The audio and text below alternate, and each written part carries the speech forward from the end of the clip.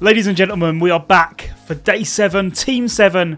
It's Croatia, a team we've spoken about a lot on this channel. They are one of the youngest nations at the tournament but have been incredibly successful in a limited time. In the 1990s, they had a golden period where they reached the knockout rounds at Euro 96 and finished third at the subsequent 98 World Cup. But that's now been surpassed by recent exploits at the 2018 World Cup, where they finished as runners-up, and the 22 World Cup, where they finished in third place once again. There are now question marks though as to whether that golden period of Croatian joy that we've seen since 2018 is now coming to an end. And truthfully, Croatia's always been better at the World Cup than the Euros. They qualified in a group featuring close rivals such as Turkey and Wales. They ended up finishing second and didn't qualify in the most comfortable of fashions. They didn't do quite as well as they would have hoped, but they have done enough to ensure they directly qualified for Euro 2024. In terms of the coach, it's Zlatko Dalic. The man has been here now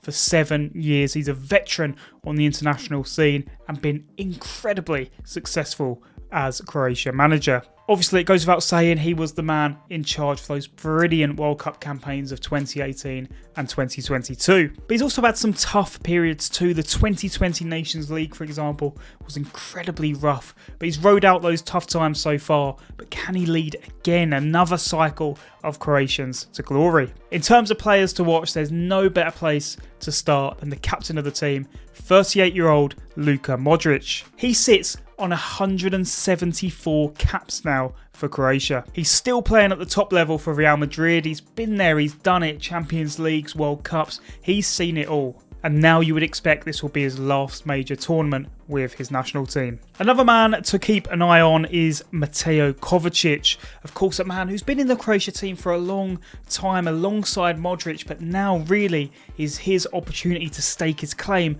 as that new focal point in the centre. He, of course, has played for many top clubs from Inter Milan to Real Madrid and then Chelsea, and now finally he's at Manchester City. My one to watch really though is Joseph Stanisic. Of course, he's been a fantastic member of this Leverkusen side that's gone on to win the title this season, yet remarkably, he's on loan from Bayern Munich. As to his future after the tournament, that remains to be seen, but what we do know is he's going to be crucial to the build-up play down that right-hand side for the Blazers.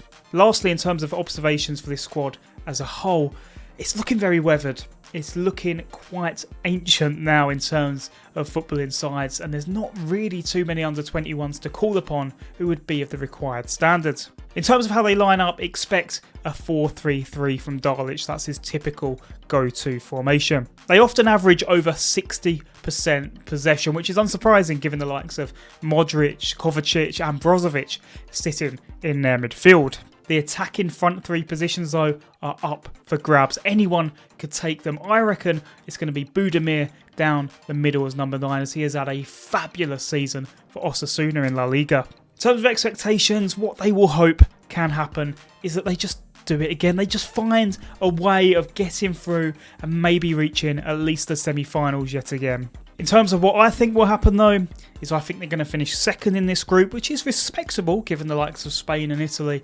If they make it through in terms of the last 16, they're likely to face Hungary or someone of that calibre, which I expect them to win, and then I'm expecting them to go home in the quarterfinals where they're likely to face England. In terms of the odds, they're sitting about 40-1, so they're not as fancied as they have been in recent times, but they'll love that.